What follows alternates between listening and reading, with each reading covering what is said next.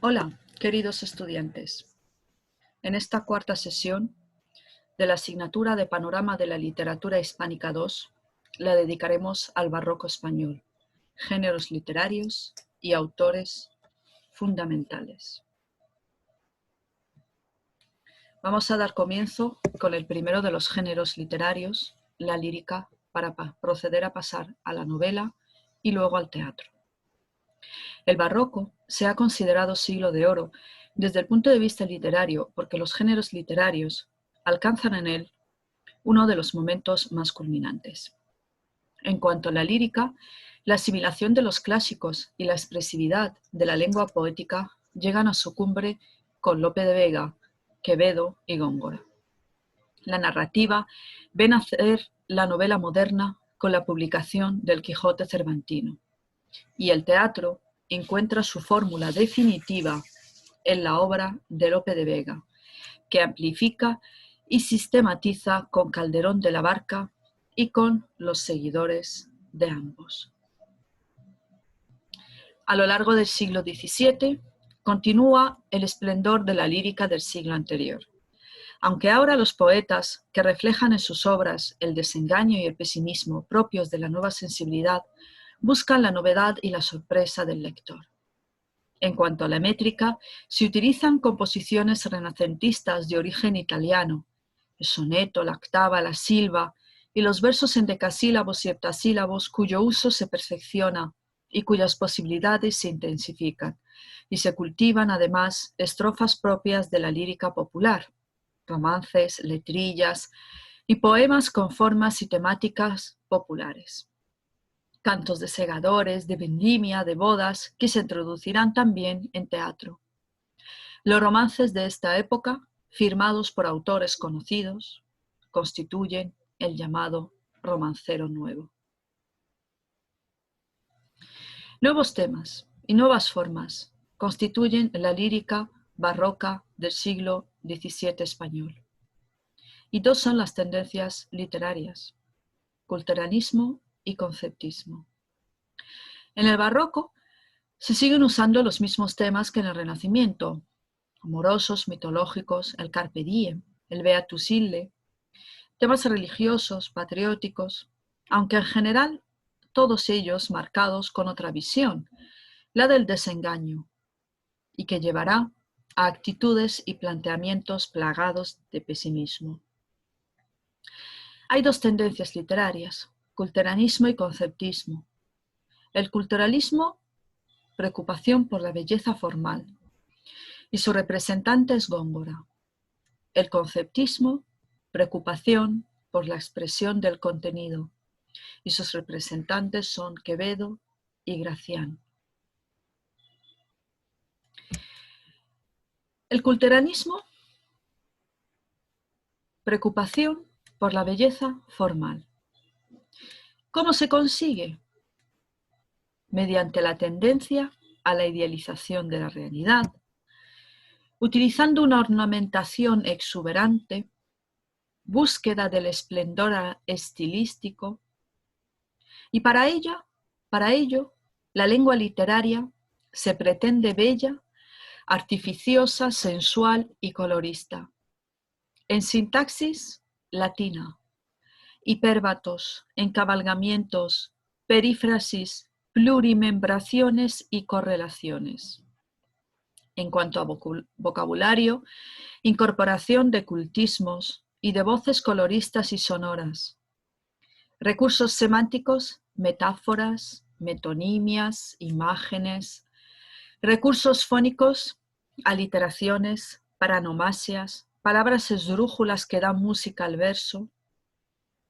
Y su principal representante es Luis de Góngora. El conceptismo se preocupa más por la expresión del contenido. Tiende a la sutileza y se basa en las asociaciones ingeniosas de palabras o ideas. Su ideal es el laconismo y la sentenciosidad. En cuanto a la lengua literaria, pues se pretende concisa y llena de contenido.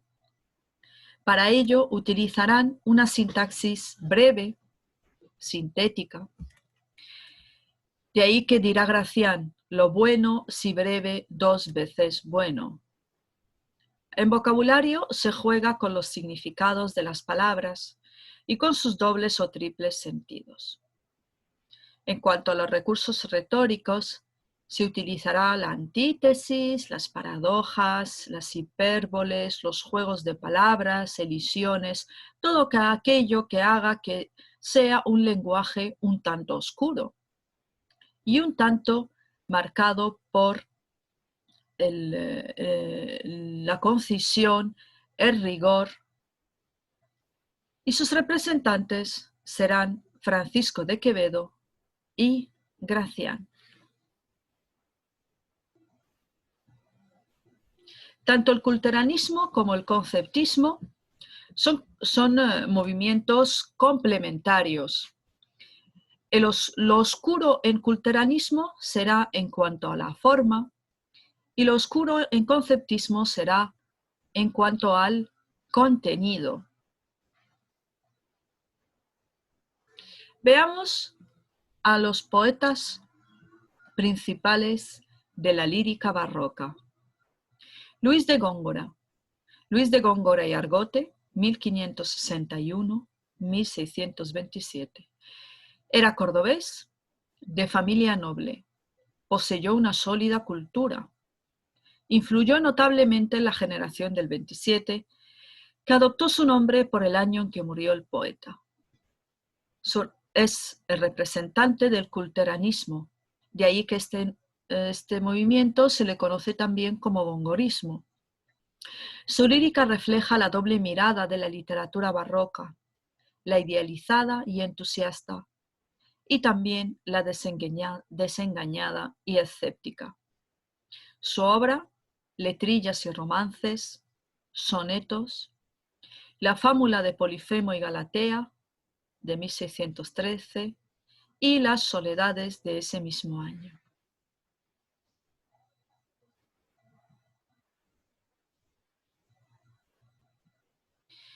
Y pasamos a Lope de Vega.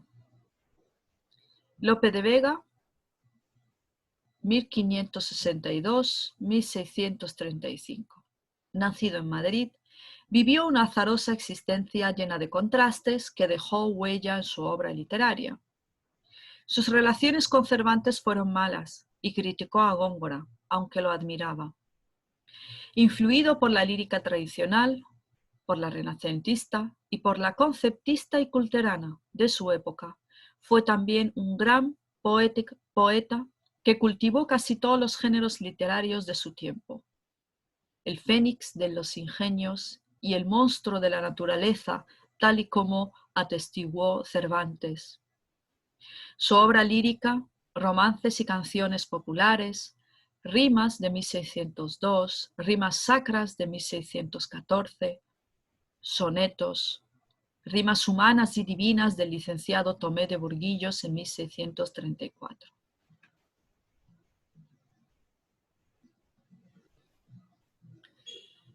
Francisco de Quevedo y Villegas, 1580-1645, nació de familia noble en Madrid, donde estudió con los jesuitas. Fue el prototipo de humanista y paradigma de hombre barroco, contradictorio y lleno de contrastes. Representante del conceptismo, por sus actitudes moralistas, amorosas, satírico-burlescas, la degradación de lo bello y la elevación de lo vulgar. Su obra lírica destacan sus sonetos, algunos de los cuales son los más logrados del siglo XVII, por su contención, su mesura y la selección de vocablos adecuados a un contenido lleno de profundidad. Y pasamos a la narrativa y la prosa del siglo XVII. Conviven en ella una serie de géneros y subgéneros narrativos. Los libros de caballería, que se siguen leyendo y publicando, a pesar de que aparecen voces en su contra por su falta de verosimilitud. Las novelas pastoriles entre otras la Galatea de Cervantes de 1585 y la Arcadia de Lope de Vega de 1598. En este siglo, Cervantes crea la novela moderna con el Quijote. Tras el Lazarillo, la novela picaresca nace y se desarrolla como género a lo largo del siglo XVII, con novelas como El Guzmán de Alfarache, de Mateo Alemán, El Buscán de Quevedo principalmente. Las novelas cortas de tipo italiano las tenemos con las novelas ejemplares de Cervantes o novelas a Marcia Leonarda de Lope de Vega. Se desarrolla y alcanza también gran importancia la prosa filosófica o de ideas propias de la tendencia conceptista. Vamos con el Cervantes novelista. Cervantes se enfrenta al reto de abordar un género prácticamente nuevo en España, la novela, para el que no existían reglas, y él consigue dignificarlo. Se considera una manifestación menor ligada a la épica, y por eso él consigue conducirlo al nivel en el que ya estaban la lírica y el teatro. Cervantes dota a la novela de entidad, continúa el camino iniciado por el Lazarillo, de dar libertad al personaje. La dignifica como género por su empleo del diálogo, por la comprensión con los seres humanos, por su interés en enseñar deleitando, etc. Escribe una novela pastoril, La Galatea, una novela bizantina, Los trabajos de Persíles y Sigismunda, las novelas ejemplares, colección de 12 relatos breves en los que utiliza diversos temas y subgéneros. Pero la obra más importante de Cervantes es el ingenioso hidalgo Don Quijote de la Mancha, y es también la obra más universal de la literatura española y también de la universal. Se publicó en 2 partes. La primera, que tuvo mucho éxito y cuyas ediciones y traducciones se sucedieron en el mismo siglo XVII, en 1605. La segunda, 10 años después, 1615. Esta se ve influida por el éxito de la primera parte y por la publicación del falso Quijote de Avellaneda, al que Cervantes se ridiculiza en diversas ocasiones a partir del capítulo 59. Vamos con la primera parte del Quijote de 1605. Esta primera parte va precedida de unos textos preliminares, la dedicatoria al duque de Béjar, el prólogo al desocupado lector y una serie de poemas burlescos dedicados por héroes de novelas de caballería a personajes del Quijote. Se describe al hidalgo que nace al mundo literario con 50 años y cuyo pasado nos es desconocido. Sabemos que lee libros de caballerías a los que cree verdaderos y que decide hacerse caballero andante, limpia unas armas antiguas, llama a Rocinante a su caballo y busca una dama, Dulcinea del Toboso, entre los capítulos 2 y el capítulo 7. Realiza la primera salida. Confunde una venta con un castillo y es nombrado caballero por escarnio. Tras la aventura de Andrés, vuelve a casa con un vecino suyo. El cura y el barbero queman los libros que consideran causantes de su locura. Es la primera quema de libros en literatura. La segunda salida la constituyen los capítulos 7 y 52. Sale con Sancho, su escudero, que lo acompaña con la esperanza de obtener una ínsula. A partir de este momento, el diálogo entre caballero y escudero marcará la obra. Pasan por una serie de aventuras y llegan a Sierra Morena para que Don Quijote haga penitencia. El cura y el barbero salen a buscarlos, confluyen en la venta de Juan Palomeque y allí se plantean y desarrollan historias secundarias, mientras otras tienen un desenlace. Vuelven Sancho y Don Quijote a la aldea, conducidos por el cura y el barbero. Esta narración central se corta con una serie de historias intercaladas que se corresponden con las novelas que se leían en la época.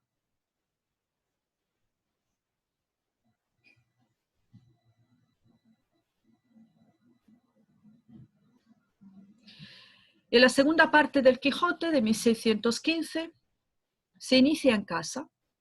En ella transcurren los capítulos 1 y 7 y los personajes saben que se ha publicado la primera parte del Quijote. El Quijote y sus aventuras ya es famoso. Aparece el bachiller Sansón Carrasco, lector y gran admirador de la misma. Los capítulos 8 y 74 constituirán la tercera salida. Don Quijote y Sancho van hacia el Toboso a rendir pleitesía a su amada, la inigualable Dulcinea del Toboso. Tras una serie de aventuras, llegan en tierras de Aragón a casa de los duques que les preparan toda una imaginería caballeresca y dentro de ella, Sancho es gobernador de la ínsula de Barataria. Dejan a los duques y cuando en el viaje hacia Zaragoza tropiezan con algunos personajes del Quijote de Avellaneda. Don Quijote decide ir a Barcelona para hacer más patente aún la falsedad de ese libro. En la playa de Barcelona, Don Quijote es vencido por el fingido caballero de la Blanca Luna, que realmente es Sansón Carrasco y que le ordena volver a casa. Ese fracaso le produce enorme dolor y a poco de su llegada, Don Quijote recupera el juicio y muere. Como sucede en la primera parte, esta narración central se corta también con una serie de historias secundarias. Y vamos a hablar de la modernidad del Quijote. Aunque en 1600 no existía conciencia de realismo, el Quijote consigue dar impresión de realidad mediante la aparición de lo cotidiano y de las necesidades corporales propias de los seres.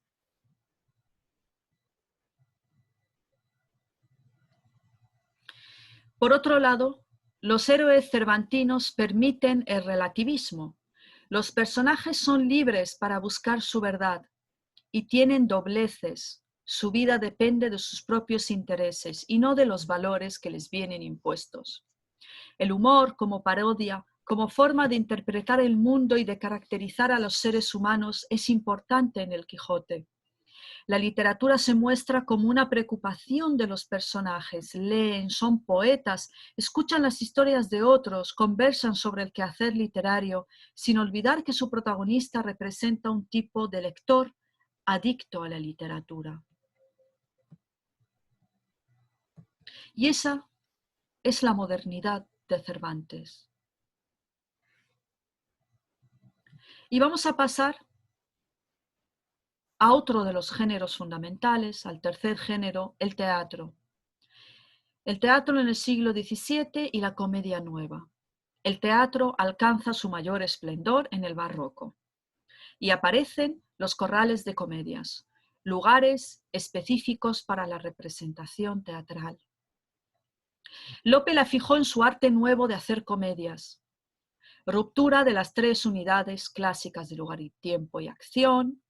Se mezclan elementos trágicos y cómicos. Se reduce a 3 de los 5 actos del teatro clásicos. Aparece el decoro poético. Uso del verso como única forma de expresión.